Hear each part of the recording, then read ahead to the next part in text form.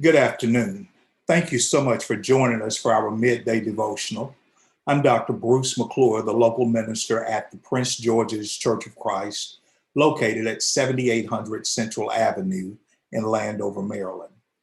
First, I want to thank everyone for tuning in last night to our midweek study, where we actually took a close up look at number one, the celebration of Veterans Day. And then, secondly, we talked very candidly about the coronavirus and how it is escalating around the United States. Because we are in the Washington, D.C., Northern Virginia, and Maryland area, we talked specifically about how the pandemic is not only sweeping the nation, but how it is also impacting the church, local communities, businesses, schools, and just social gatherings. We had several members to share personal information relative to how they have personally been impacted by the coronavirus. And we talked about social distancing and how, although it might be inconvenient, uh, it is necessary for us to slow the spread of this devastating pandemic. We also talked about the importance of wearing masks, something as simple as a mask. Can you imagine going to the Dollar Tree or the Dollar General or to 7-Eleven? And if you ask with a smile, people will even give you a mask. But it has become a political football. And in football, there's a win, lose, or draw. The problem with the corona pandemic is there's not going to be a draw at the end of this game. And unless we get with the program as individual citizens, the pandemic is going to win. The only way that we can be victorious over this coronavirus is to socially distance and to wear masks. Uh, until we can get a vaccine that will help eradicate it, those are our options: socially distancing and wearing masks. In the Midwestern United States, in the Southern United States, it has become a foolish, idiotic badge of courage not to wear a mask. And the people who are reaping the havoc of that are the individuals who are wearing the badge of courage. Uh, in the White House, isn't it ironic that at the top, the individuals who are advocating against wearing a mask are getting sick, just like they are pushing people not to wear a mask? Do you realize that there have been over 40 people in that circle of the White House that has been directly impacted by not wearing a mask? If the blind lead the blind, both are going to fall into the ditch. And I think people are smarter than that. Uh, but just for the sake of saying I am following a leader that I like, a leader that has made promises to me, empty promises for the majority of them, I'm going to stick with what I promised. Foolish pride will get foolish results, which leads me into our lesson for today. When people just stand by passively and allow bad things to happen, bad things are going to happen. So let's talk today about bystanders. Uh, now, I understand that what you see on your screen is basically addressing students and bullying and what happens when they just stand by passively. But on yesterday, if you recall, and on Tuesday, we talked about bullies and bullying. Well, it doesn't matter the age of the bully. As a matter of fact, most adult bullies started bullying when they were children, and they figured out it worked for them. They got positive reinforcements from their bullying attributes, and they moved it into their teenage years, they moved it into their young adult years, and they move it into their adult and their aging years. And I want you to know what you already know, that the president that is currently in the White House is an old bully, but he has been a bully all his life. So, what happens when we just passively stand by and allow a bully to operate? Students need to be the students need not be the targets of bullying to experience negative outcomes. Observing bullying is associated with adverse mental health outcomes. Now, a lot of people leave bullies alone, so bullies will leave them alone. But mentally, they are scared to death. Mentally, they are always on edge. Mentally, they are uneasy because they know they are compromising their own values. They know they need to say something. They know they need to take a stand against it. So, although they may choose to leave the bully alone or to appease the bully, but students, and in our case, adults, you don't have to be the direct target of the bully to experience the negative outcomes. Because if one group fails because of the bully, if one person is bullied, it's going to impact the whole group. Secondly, bystanders believe in their social self-efficacy were positively associated with defended behaviors and negatively associated with passive behavior from bystanders. For instance, if students believe they can make a difference, they're more likely to act. There's power in numbers, but what if you don't have the numbers? Do you notice, or do you know that most life-changing, world-changing events started with one person willing to take a stand?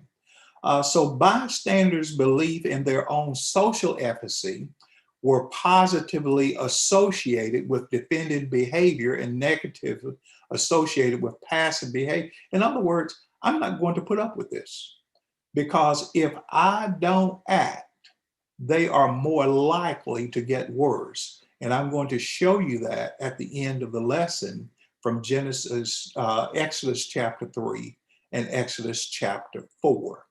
Students who experience bullying report that allying and supportive actions from their peers, such as spending time with the student, talking to him or her, helping him or her get away or give advice, were the most helpful actions from bystanders. In other words, when you see a bully attacking someone else, that's only one bully.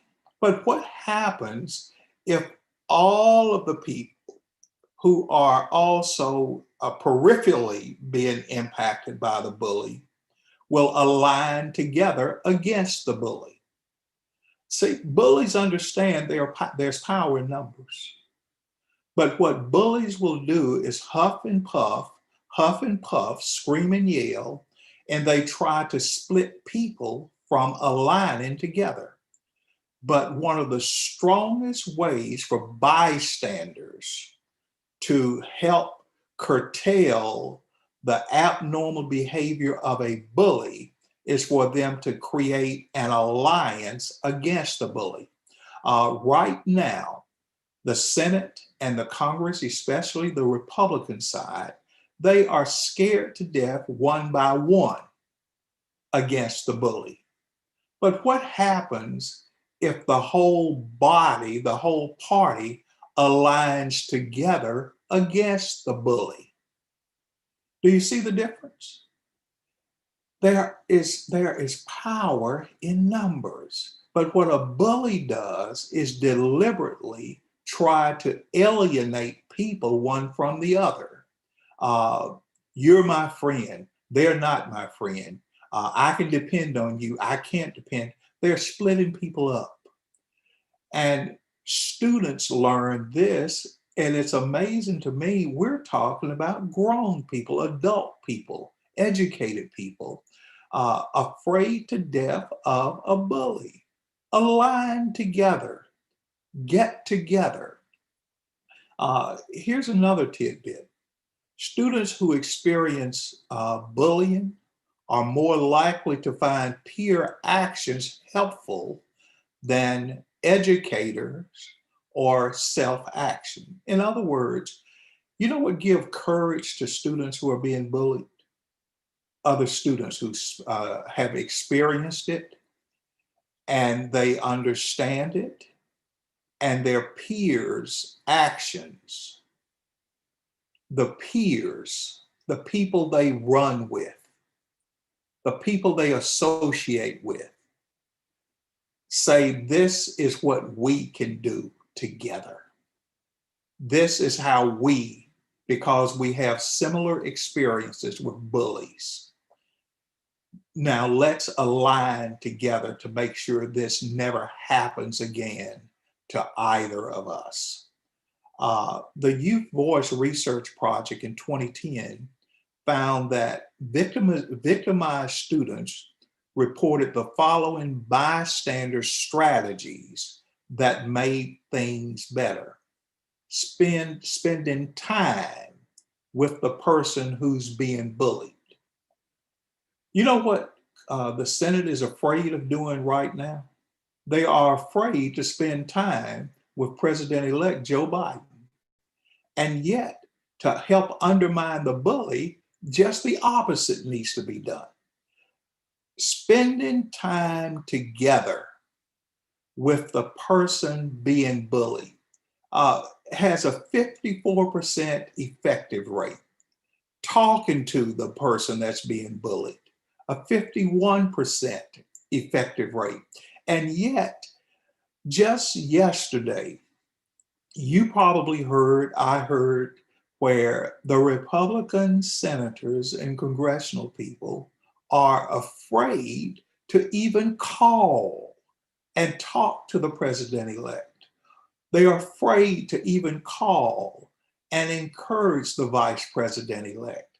And students are taught the way you help undermine a bully is you encourage the person who's being bullied by spending time with them, by talking with them. And look at this, by helping them get away from the bully, 49%. This is what we've had to do, but we're going to help you. We know how bullies operate. We've had to put up with them for 4 years. And we're going to help you now. Calling the person, 47%. On a constant basis. You know what really, really would help this country is if the Republican Party would reach out to the Democrats. If the Republican citizens of this country would reach out to the Democratic citizens of this country. Friends who may not share the same political conviction, if they would just reach out to one another, hang out with each other, interact with each other, then it would let the bully know that we're not going to allow you to sever friendships that we've cultured over the years, working relationships that we've had together over the years. What about giving advice? Students who have been bullied said one of the things that helped them was when others that were in their circle, victims, the bystanders gave them good advice. See, bystanders are a powerful tool in helping those who've been bullied or who are bullied. Uh, they talk with them, they distract them, they listen to them, they told someone, they confronted them, and they asked them to stop. The solution can be learned from children, from the mouth of babes. Those who are standing and sitting and hiding on the sidelines in the GOP, the bystanders who are allowing the bully to run as a raging bull have all of the power to stop him. And the way you do that is by aligning with the ones who are being bullied. Your local politicians that are being bullied, your local congressional people that are being bullied, your local politicians, your state politicians, your national align with the people that are being bullied. Even students who have observed but not participated in bullying behavior report significantly more feelings of helplessness and less sense of connectiveness and support from responsive adults than students who have not witnessed bullying behaviors.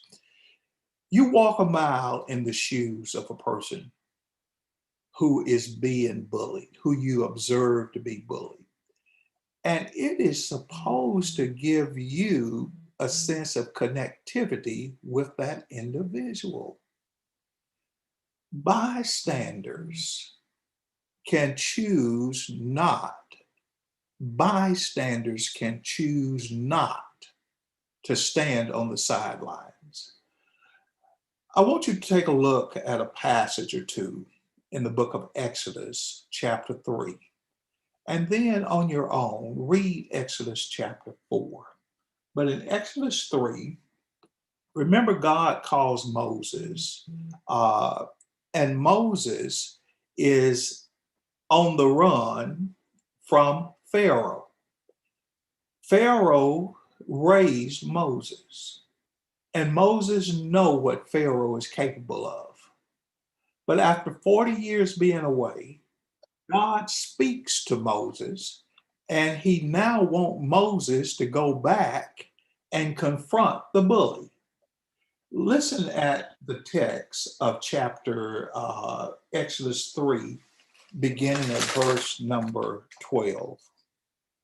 Now, therefore, behold, the cry of the children of Israel is come up to me. This is God speaking to Moses.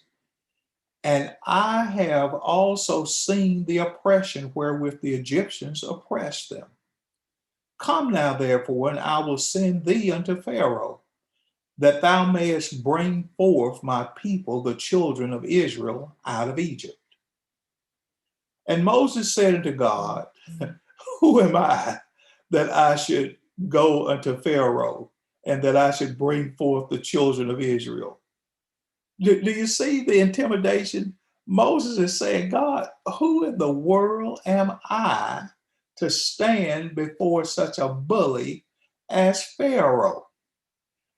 Look at chapter 4, beginning at verse number 1. And Moses answered and said to God, but behold, they will not believe me. They will not listen to me. The Lord has not appeared to me. This is what they'll say. And the Lord said unto him, what is that in thine hand? See, God is saying to Moses, what do you possess already? What do you have as a resource that you can use right now? And that's what I want to encourage each of you with today. Don't look for being rescued by somebody else. Look at what you have in your hand right now. What do you possess that you have the power to do? I would tell Republicans, you have something that God has already given you that you can help eliminate this problem. That's the encouragement that I think we all should live by and that we all should welcome into trying to be better servants, even in the communities that we live. Uh, it's perilous times, I know that, but as bystanders, we cannot be. Encourage your neighbors, encourage your Republican friends that this is not the time to cower down. This is a time to stand up. Today is my oldest son's birthday. Marcus is out in San Diego, Chula Vista, California. Spoke with him this morning, and today is his birthday. And we just want to bid him a happy birthday on today. And I just hope, trust, and pray that this will be the beginning or the continuation of many, many more great days in his life. Uh, I hope, trust, and pray also that you have a good day and that the rest of this week is a week of blessings and that you encourage people wherever you go. I look forward to seeing you back in class on tomorrow. God bless each of you. And again, thanks for joining us for our midday devotional.